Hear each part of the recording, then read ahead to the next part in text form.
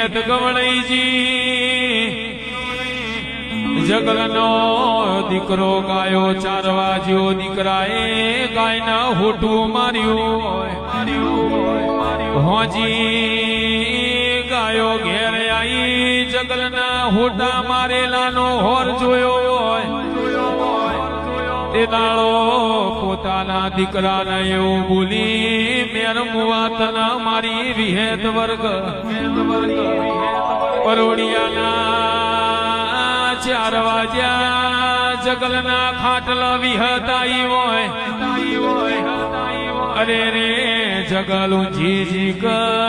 જાગું છું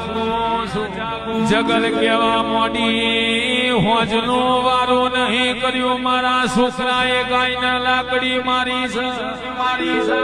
વિહત બોલી મારું છું તો તારું